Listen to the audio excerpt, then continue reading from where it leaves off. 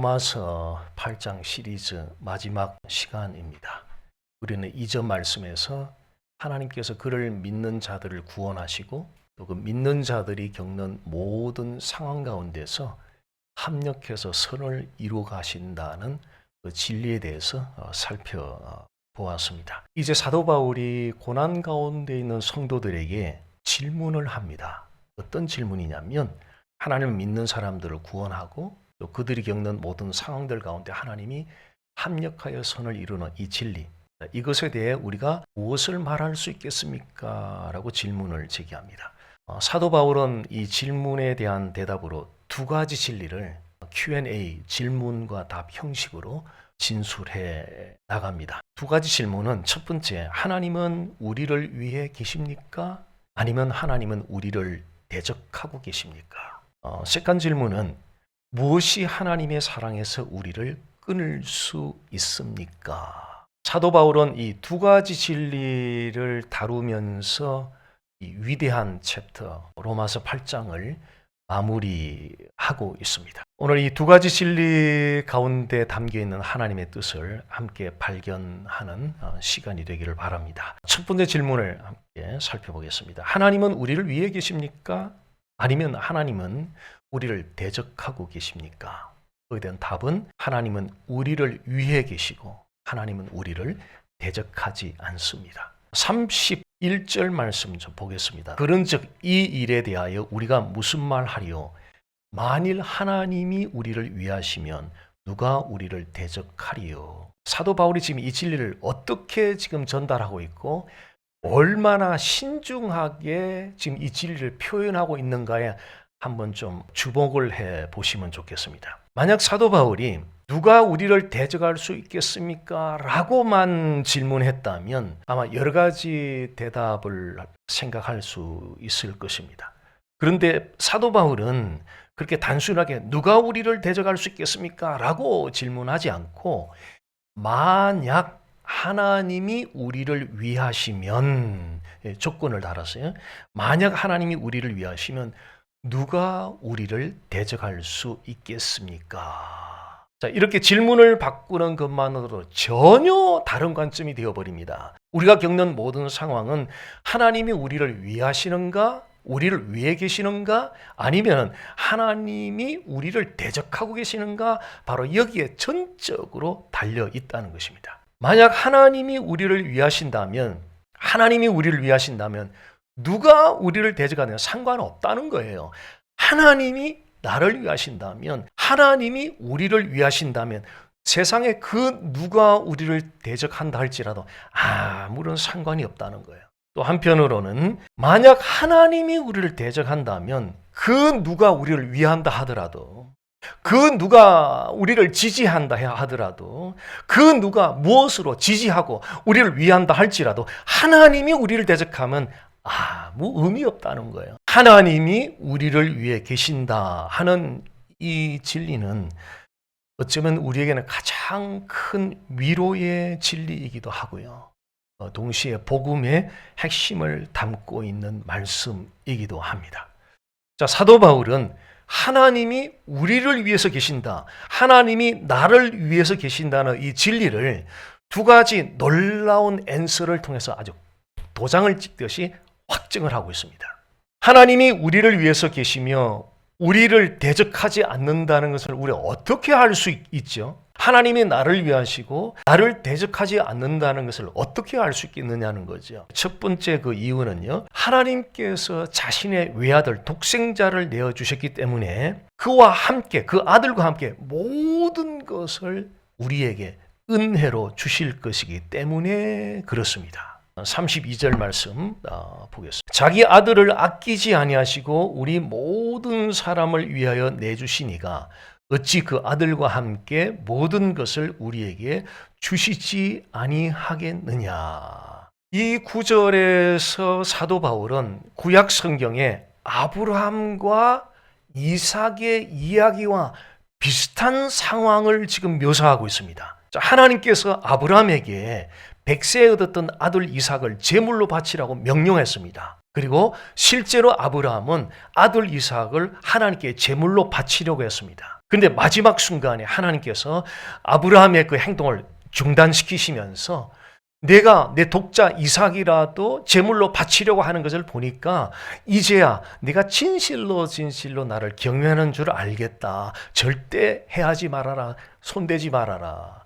그리고 멈추게 하시고는 옆에 덤불에 걸려있던 순양을 이삭 대신에 제물로 하나님께서 주셨습니다. 자, 아브라함과 이삭의 이 이야기는 지금 사도 바울이 말하고 있는 로마서 8장 32절과 비슷합니다.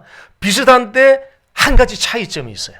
아브라함과 이삭 이야기와 바울이 지금 32절에서 말하는 이 이야기가 비슷해요. 비슷한데 한 가지 큰 차이점이 있는데 이삭에게는 이삭을 대신해서 제물이 되어줄 수 있는 순양 제물이 있었어요. 이삭에게는. 그런데 예수님에게는 예수님을 대신해서 제물이 될 제물이 없어요. 예수님 자신이 친히 제물이 되신 거예요. 이것이 바로 우리를 향한 하나님의 위대한 희생이고 위대한 사랑의 행위다는 것입니다. 자, 32절에서 사도 바울은 이렇게 반문합니다. 하나님이 독생자까지도 여러분들에서 다 내어주기까지 다 하신 하나님이 그 아들과 함께 온갖 모든 것들을 다 은혜로 베풀어 주지 않겠습니까? 라고 사도 바울은 반문하고 있습니다. 2003년도 그 체코에서 달이라는 의미로 만들어진 The Most라는 단편 영화가 있습니다. 자, 이 영화에는 개폐식 다리라고 하는 것은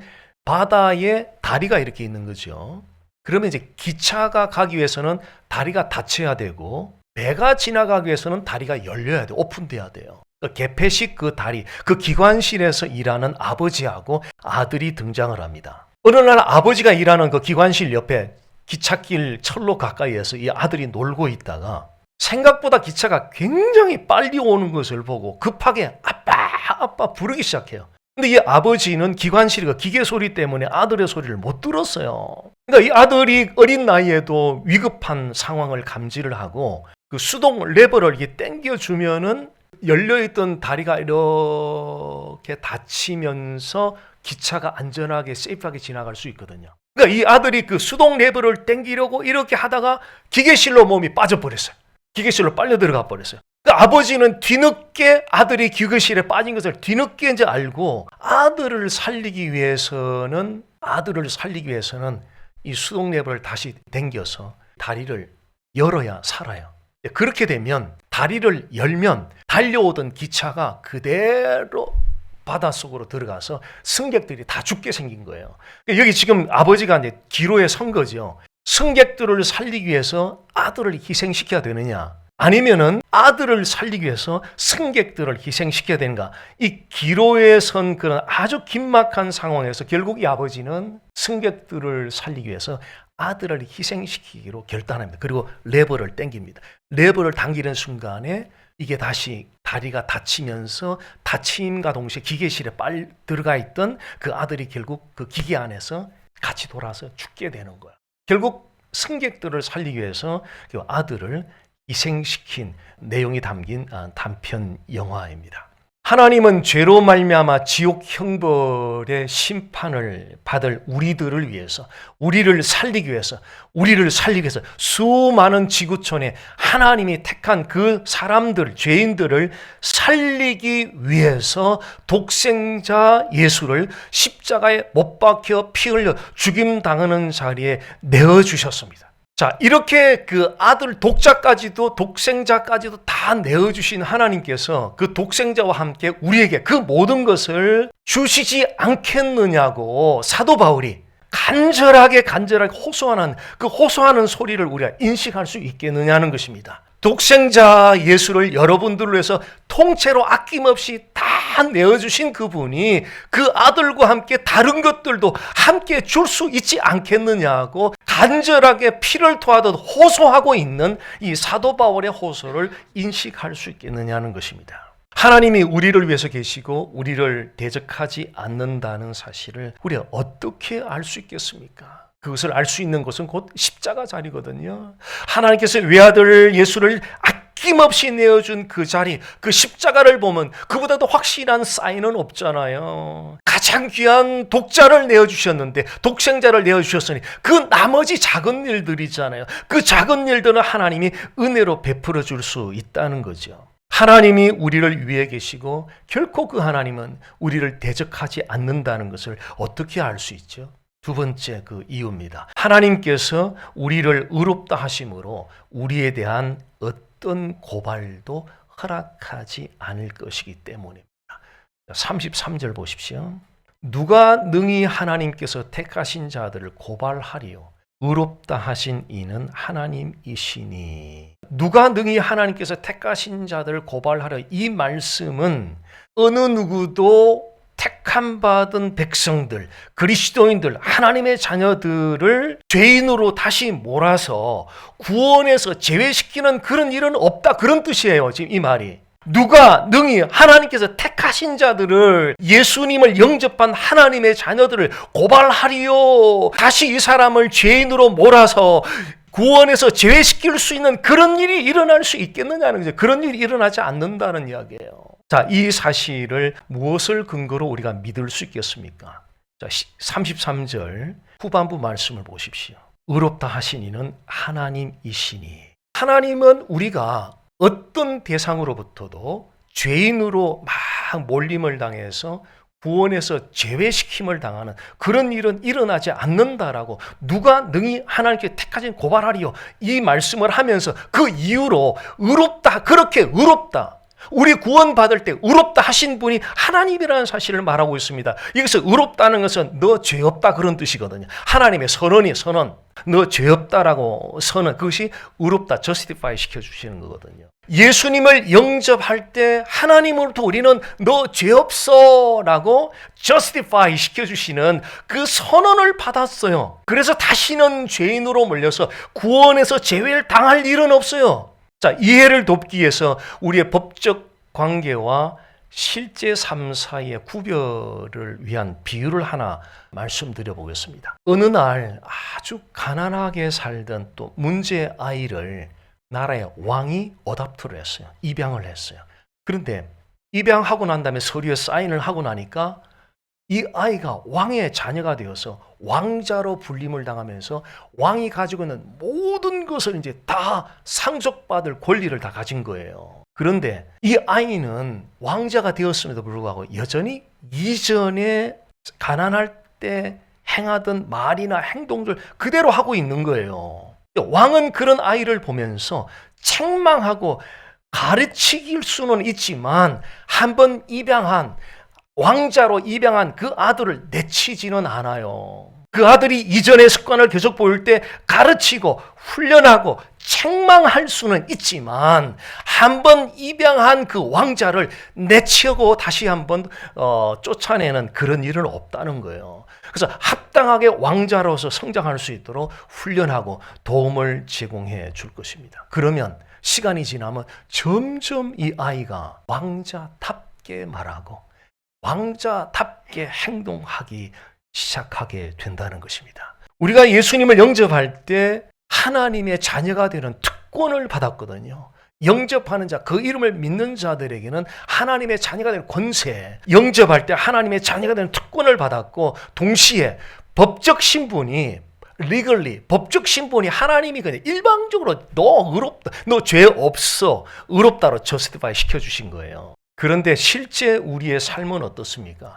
여전히 생각으로나 마음으로나 행동으로나 하나님 말씀에 100% 일치하지 못하는 크고 작은 죄를 짓는 미성숙한 삶을 살아갑니다. 그런 우리들을, 미성숙한 우리들을 하나님께서 훈련하고 가르치고 성숙해지도록 언제까지? 평생 동안 하나님이 평생 동안 우리를 훈련하고 가르치고 이끌고 가신다. 바로 이 과정이 sanctification, 성화의 과정 우리는 점점 변화되어 가지만 그러나 우리가 이 땅에 사는 동안에는 크고 작은 죄를 범하는 미성숙한 상태에 계속 우리는 살아가고 있다는 거죠. 그것이 점점 성숙해져 가는 것이지 이 땅에 사는 동안에는 여전히 미성숙한 그 부분이 여전히 남아 있다는 거예요. 그럼에도 한번 의롭다라고 하나님이 선언해 주신 그 법적 관계는 절대 바뀌지 않습니다. Never change.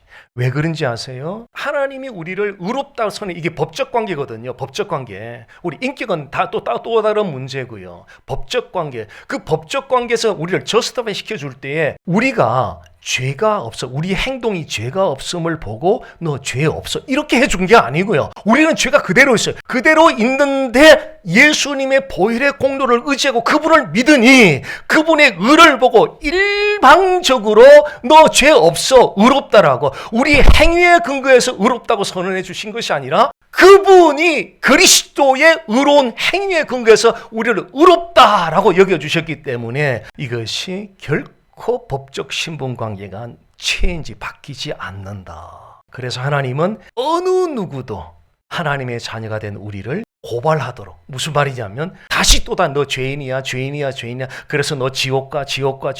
그렇게 정죄 고발하는 것 하나님이 허락하지 아니하신다. 왠 줄 아세요? 하나님은 언제나 우리를 위해서 계시고 하나님은 우리를 절대 대적하지 않으시기 때문에 어느 누구도 어떤 대상도 우리를 고발할 수 없다는 것입니다. 오늘 두 번째 질문 살펴보겠습니다. 그렇다면 무엇이 하나님의 사랑에서 우리를 끊을 수 있습니까?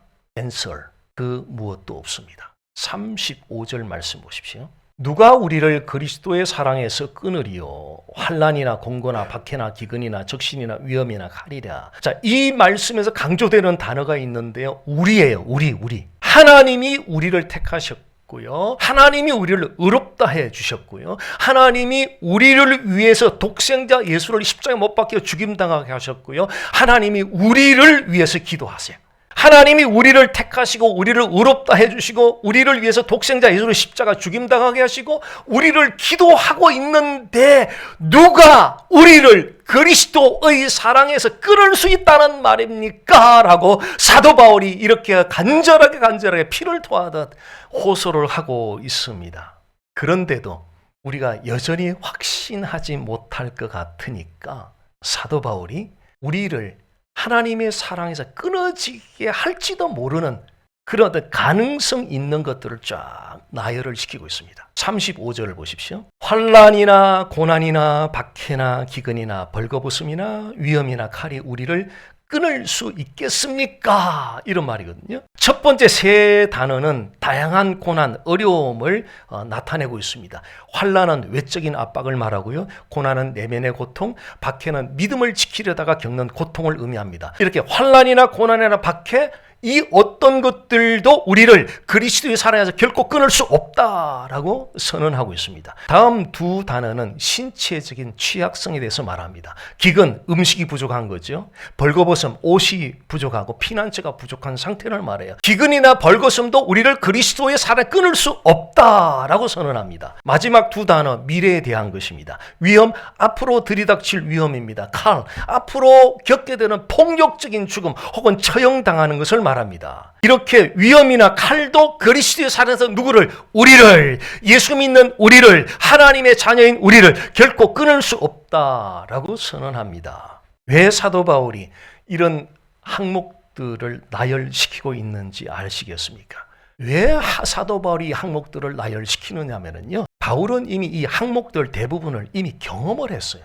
실제로 경험을 했어요. 엄청난 고난을 경험을 했어요. 그리고 그 경험을 통해서 바울이 철저하게 깨달은 진리는 절대 그리스도의 사랑에서 하나님의 백성들을 끊어지지 않는다는 것을 사도 바울이 철저하게 깨달았던 겁니다. 그런데 우리가 그리스도의 사랑에서 끊어지지는 않는데 현실적인, 실제적인 위험이 될 수 있다는 사실을 상기시키기 위해서. 실제로 우리는 그리스도에 끊어지지 않아요. 그럼에도 현실적으로는, 실제적으로는 이게 우리에게 굉장한 위협이 될 수 있다는 거예요. 데미지를 입힐 수 있다는 거예요. 그래서 리마인드 시키기 위해서 시편 44편 22절 말씀을 인용합니다. 로마서 오늘 8장 36절 말씀 보십시오. 기록된 바 우리가 종일 주를 위하여 죽임을 당하게 되며 도살당할 양같이 여김을 받았나이다 함과 같으니라. 바울은 이 말씀을 통해서 그리스도인들이 현실적인 위험에 처할 수 있다는 걸 보여주는 거예요. 비록 그리스도에 끊어지지는 않지만 현실에서 실제적으로 위험에 그리스도인이 처할 수 있다는 거예요. 그러나 우리가 이런 현실적인 어려움에 처한다 할지라도 하나님이 결코 우리를 잊어버리는 게 아니라는 거예요. 하나님이 결코 우리를 사랑을 멈추고 있는 증거가 아니라는 거예요. 우리가 어려움을 겪는다고 하나님이 우리를 잊어버린 것도 아니고, 우리가 어려움을 겪는다고 우리를 향한 하나님의 사랑이 멈춰진 것도 아니라는 거예요. 끊임없이 우리는 고난을 만나면서 살아가고 있습니다. 그럼에도 그 어떤 것도 우리를 그리스도의 사랑에서 끊을 수가 없다는 사실을 기억하시기 바랍니다. 실제로 사도 바울은 37절에서 다음과 같이 말하고 있습니다. 그러나 이 모든 일에 우리를 사랑하시는 이로 말미암아 우리가 넉넉히 이기느니라. 36절 컴페어해 보십시오. 굉장한 도약을 했는데요. 이 모든 일에 우리를 사랑하시는 이로 말미암아 우리가 넉넉히 이기느니라. 36절에서는 우리가 도살당할 양처럼 여김을 받았다라고 말을 했어요, 바울이. 근데 37절에서는 이 도살당할 양, 그냥 일방적으로 당하는 도살당할 양으로 표현을 했다가 37절에서는 넉넉히 이기느니라. 자, 이것은 모순 같지만 사실 모순이 아니고요. 둘 다 맞아요. 우리는 도살당할 양 같은 존재들이에요. 동시에 우리는 이기는 양이에요. 그분 때문에 우리는 이기는 양이에요. 사도 바울은 이 모든 일 가운데 우리가 넉넉히 이긴다고 지금 말했습니다. 그런데 여기서 이 모든 일 가운데라는 이 말씀의 뜻은 예외가 없다는 거예요. 예외가 없다는 거예요. 과거의 실패, 예외가 아니라는 거예요. 과거의 실패로부터 우리 넉넉히 이길 수 있다는 거예요. 현재 문제, 우리가 넉넉히 이길 수 있다는 거예요. 미래의 불확실함, 우리가 넉넉히 이길 수 있다는 거예요. 이 모든 일 가운데 예외가 없다는 거예요. 과거나 현재나 미래 예외가 없다는 거예요. 이 모든 일 가운데 우리가 넉넉히 이기느니라. 과거의 실패로부터, 현재 문제로부터, 미래의 불확실성으로부터 그 어떤 것으로부터도 우리는 넉넉히 이기느니라. 놀라운 표현은 단순히 이긴다가 아니라 넉넉히 이긴다는 거거든요. 넉넉히 이긴대요. 완전한 승리를 뜻합니다. 완전한 승리. 우리에게 이런 완전한 승리가 주어지는 중요한 이유가 있어요. 우리 28절 말씀에 살펴본 것처럼 하나님은 우리가 겪는 모든 상황들 속에 합력해 선을 이루어 가시기 때문에, 그리고 그 선의 끝은 넉넉히 이긴다는 진짜 미닝은 문제가 해결됐다가 아니라, 건강이 회복됐다가 아니라, 비즈니스가 잘 되었다가 아니라, 정말 우리가 승리하는 자리, 최고의 승리, 마지막 클라이막스 빅토리어스 포인트가 뭐냐면요, 그 아들의 형상을 닮아내는 거예요. 이게 우리가 최종적인 승리의 자리예요. 하나님이 원하시는 승리예요. 그것이 굿네스 선이면서 동시에 우리가 최종적으로 승리하는 모습이에요. 이거예요. 넉넉히 이기느니라. 문제들 다 해치고 다 해결하고, 그런 미닝도 일부 포함이 되겠지요. 근데 진짜 미닝은, 완전한 승리는 무엇이 완전한 승리입니까? 하나님이 합력해 선을 이루는 그 자리 가보니까, 따라가 보니까, 순종해서 가보니까, 오호, 하나님의 아들의 형상을 조금 더 닮아있는 내 모습을 보면서 이것이 하나님이 만들고자 하는 선이고, 마지막 건져내고 싶은 작품, 마지막 건져내고 싶은 열매가 바로 하나님 아들의 형상을 닮는 모습, 그 하나님 형상을 닮는 그 모습이 우리의 최종적인 승리의 포인트가 된다는 거예요. 사도 바울은 우리가 넉넉히 이긴다고 말하면서 동시에 우리를 사랑하시는 이로 말미암아 강조하고 있어. 사랑하시는 이로 말미암아. 여기 중요한 표현은 우리를 사랑하시는 이로 말미암아, 하나님이 우리를 사랑하신다는 거예요. 그래서 바울은 갈라디아서 2장 20절 말씀에서 나를 사랑하사 나를 위하여 자기 몸을 버리신 하나님의 아들이라고 표현했습니다. 그리스도께서 우리를 너무너무 사랑하셔서 자신의 전부를 십자가 죽음에 다 내어주셨습니다. 그래서 인생의 고난을 겪을 때 다른 것보다는요, 우리를 위해서 십자가에서 고난당하며 죽으신 그리스도를 상기하고 기억하는 것이 최고의 위로예요. 최고의 힘이에요. 나 같은 죄인을 위해서 십자가에서 전부를 다 희생시키신 그분, 십자가에 주신 바로 그분을 기억할 때에 인생의 모든 종류의 고난 가운데서 최고의 위로가 되고 우리가 그 고난의 상황을 소화해내고 극복해낼 가장 큰 능력이 될 수 있다는 것입니다. 십자가를 바라볼 때마다 추워도 어려움은 그런 의심이 찾아오거든요. 하나님이 나를 대적하는 것 같고 나를 향한 사랑이 멈춘 것 같은 생각이 들 때도 있거든요.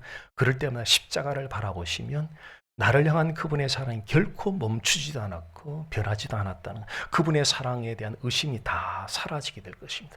십자가보다 더 완벽한 표징은 없어요. 내가 너 사랑해. 그 사랑한다는 증표를 보여달라 그럴 때 십자가보다 더 완벽한 사랑에 대한 하나님의 사랑에 대한 증표는 있을 수가 없습니다. 자, 마지막으로 38절 39절은 로마서 8장의 클라이막스입니다. 절정입니다. 사도 바울이 확신을 가지고 말합니다. 나는 확신합니다. 죽음도 삶도 천사들도 권세자들도 현재 일도 미래 일도 능력도 높은 것도 깊은 것도 그 밖에 어떤 것도 하나님의 사랑에서 우리를 끊을 수 없습니다. 이 사랑은 우리 주 그리스도 예수 안에 있습니다. 자, 바울은 우리에게서 하나님의 사랑을 끊을 수 있을 것 같은, 끊을 수 있는 것이 아니고요, 끊을 수 있을 것 같은 가능성이 있는 그 항목들, 10가지 항목들을 쌍으로 짝을 지어서 나누는데 짝이 다 반대 개념으로 나열이 되어 있어요. 첫 번째 짝을 보겠습니다. 죽음과 삶입니다. 죽음과 삶은 우리가 경험하는 삶의 모든 범위를 다 포함해요. 우리는 살았든지 죽었든지 그 어느 것도 그리스도 예수 안에 있는 하나님의 사랑에 절대 끊어질 수가 없다는 거예요. 펜실베니아의 그 제10장로교회 도널드 그레이 반 하우스 목사님이 이런 말씀하셨어요. 죽음은 그리스도께서 우리를 위해 죽으셨기 때문에 믿는 자를 하나님의 사랑에서 끊을 수 없습니다. 그리스도의 죽음의 근거에서 우리는 절대 끊어지지 않는다는 거죠. 삶은, 살아나는 것은 그리스도께서 우리를 위해 부활하셨기 때문에, 사셨기 때문에 하나님의 사랑에서 끊을 수 없습니다. 죽음도 삶도 그 어떤 것도 우리를 그리스도 예수 안에 있는 하나님의 사랑에서 끊을 수 없습니다. 자, 그 다음 짝을 보면은 천사들과 권세자들입니다. 자, 죽음과 삶이 인간이 경험하는 모든 범위를 포함한다면 천사들과 권세자들은 영적 세계의 모든 범위예요. 영적 세계의 모든 범위를 포함하는 그런 표현입니다. 자, 사도 바울은 인간 세계의 모든 경험들, 그리고 영적 세계의 모든 경험들, 그 모든 것들이 우리를 그리스도 예수 안에 있는 하나님의 사랑에 끊을 수 없다라고 선언하고 있습니다.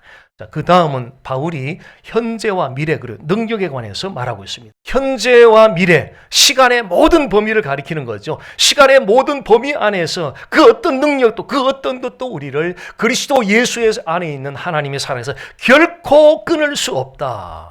그리고 사도 바울은 높은 곳과 깊은 곳, 높은 곳과 깊은 곳은 우주에 관한 우주의 모든 것을 총칭해서 이렇게 표현을 했습니다. 사도 바울은 에베소 3장 18절에서 그리스도의 사랑이 얼마나 넓고 길고 높고 깊은지를 깨닫기를 바란다라고 기도를 했던 적이 있습니다. 자, 하나님의 사랑은 우주의 그 어떤 것보다도 넓고 길고 높고 깊습니다. 아무리 넓은, 아무리 긴, 아무리 높은, 아무리 깊은 이 세상 어떤 대상이라 할지라도 그리스도 예수 안에 있는 하나님의 사랑에서 우리를 끊을 수 없어요. 왜냐하면 그분이 가장 넓고 그분이 가장 길고 높고 깊은 분이시기 때문에.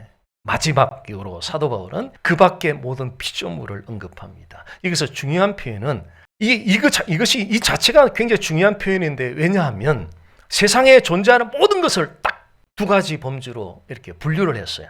첫째는 만물을 지으신 창조주가 있고, 둘째는 지음을 받은 피조물이 있다는 거죠. 창조주 하나님은 영원해요. 그분의 속성 자체가 영원하기 때문에, 존재 자체가 영원하기 때문에 그분의 모든 것들은 다 영원한 거예요. 그분의 사랑, 우리를 향한 그분의 사랑도 영원한 거예요. 그래서 그리스도 예수 안에 있는 하나님 사랑에서 우리는 결코 끊어질 수가 없습니다. 왜냐하면 그분의 사랑은 영원하기 때문에. 우리가 그분을 사랑하는 것은 아침, 저녁, 점심, 저녁 다 다르잖아요. 변동이 되잖아요. 근데 그분은 변동이 안 돼요. 어제나 오늘 내일이나 똑같아요. 그래서 그리스도 예수 안에 있는 하나님 사랑이 우리는 끊어질 수가 없습니다. 자, 39절에 놀라운 표현 하나를 또 발견하는데요. 이 표현은 39절의 핵심이면서 로마서 8장 전체의 핵심입니다. 이제 가장 위대한 부, 가장 위대한 챕터, 가장 위대한 벌스라고 할 수 있는 그곳에서 가장 핵심 표현 하나를 사도 바울이 지금 말하고 있습니다. 39절 봅니다. 높음이나 깊음이나 다른 어떤 피조물이라도 우리를 우리 주 그리스도 예수 안에 있는 하나님의 사랑에서 끊을 수 없으리라. 39절 8장 전체의 핵심은 우리 주 그리스도 안에입니다. 우리 주 그리스도 예수 안에. 모든 것은 그리스도 예수 안에서 가능합니다. 모든 것은 바로 이 그리스도 예수 안에서 가능합니다. 그리스도 예수 없이는, 그리스도 예수 안에 없이는 하나님의 사랑을 알 수가 없어요. 하나님의 사랑을 받을 수도 없고 하나님의 사랑을 깨달을 길도 없어요. 그 하나님의 아버지가 누군지를 알 수도 없어요. 아버지가 누군지 어떻게 알아요? 나로 말미암자고는 아무도 그분께 갈 수 없다 하면 바로 그분, 하나님과 사람 사이 유일한 브릿지가 되는 유일한 미래를 중보자 되시는, 반드시 그분을 통해서 아버지가 이런 분이네 깨닫는 것이 반드시 이분을 통해서 우리 주 그리스도 예수 안에서 이것이 바로 기독교의 독특성이라는 거예요. 누가 그걸 계획했어요? Father God, 아버지가 그렇게 계획했어요. 누가 그걸 증거했어요? Holy Spirit, 성령이 오셔서 그걸 증거해 주시는 거예요. 우리가 어떤 존재인지를 넘어서 우리 주 예수 그리스도가 어떤 분인가 때문에 우리는 확신할 수 있어요. 아무리 힘든 상황이 오고 큰 위협이 오고 어떤 존재가 우리를 위협하고 어떤 힘이 우리에게 가해진다 할지라도 그리스도 예수 안에 있는 하나님의 사랑, 막연한 하나님의 사랑이 아니고요. 왜? Father God이 그렇게 정하신 거예요. 다른 누가 정한 것이 아니고 아버지가 자신의 사랑을 죄인들에게 전달하는데 Son of God, 아들 예수를 통해서 그를 우리에 전달시키고자 아들 예수 십자가 속에 아버지의 사랑을 드러내 주신 거예요. 그 어떤 것도 그리스도 예수 안에 있는, 그리스도 예수 안에 있는. 그래서 Pauline Theology, 사도 바울의 핵심 theology는 엔토 크리스도, in Christ예요. 바울 신학의 핵심은 in Christ, 엔토 크리스도, 바로 그리스도 안에서예요. 찰스 스펄전과 로이드 존스 목사님이 사도 바울 이후에 가장 탁월한 기독교 설교가들로 꼽히는데 그들의 공통점은, 그들은 오히려 신학교육을 제대로 못한 분들이에요. 다 똑똑한 분들인데도 정규 신학 과정을 안 거친 걸로 그렇게 알려져 있어요. 그런데 이 두 분의 공통점은 뭐냐면 전부 다 성경을 크라이스트 세너로 보았다는 거예요. 누가 크라이스트 세너 합니까? Father God이 구속을 계획할 때 반드시 아들을 통해서 성취되도록, 성령이 이것을 사람들에 딜리버리 할 때 누구를? Son of God, 구속을 성취하신 이분을 증거하고 영화롭게 하는 일을 Holy Spirit, 제3의 위격이 오셔서 그 일을 하셨다는 거예요.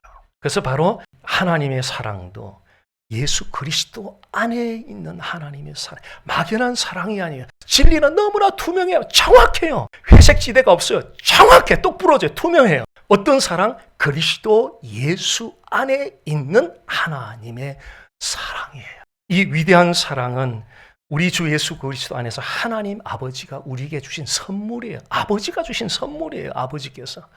로마서 8장은 정말 위대한 챕터입니다. 우리는 이미 위대한 진리들을 살펴보았습니다. 자, 오늘 말씀에서 사도 바울은 두 가지 진리로 챕터 8을 마무리했습니다. 첫째는 하나님은 우리 편이시에요. 그리고 우리를 대적하지 않으세요. 이것이 첫 번째 마무리하는 진리고, 두 번째는 아무것도 그리스도 예수 안에 있는 하나님의 사랑에서 우리를 끊을 수 없다는 것입니다.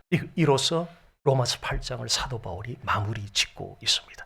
삶은 힘듭니다. 하루하루 살아가는 순간순간이 힘듭니다. 그래서 우리는 종종 실패한 기분에 젖어들기도 하고 패배감에 빠지기도 합니다. 그러나 하나님이 우리를 위하신다는 사실을 믿고 하나님이 우리를 대적하지 않는다는 사실을 믿는다면 우리는 그 어떤 상황이라도 견딜 수 있고 이길 수 있고 소화해낼 수 있습니다. 그리스도 예수 안에 있는 바로 하나님의 사랑이 우리를 더 이상 끊어내지 않기 때문에 하나님은 항상 우리를 위하고 계십니다. 시편 기자는 시편 118편 6절에서 여호와는 내 편이시라 내가 두려워하지 아니하리니 사람이 내게 어찌할까. 우리는 그리스도 예수 안에 있는 하나님의 사랑으로 말미암아 인생의 도살할 양 같았으나 최종적으로 인생의 승리자가 되는 것을 믿으시기를 바랍니다.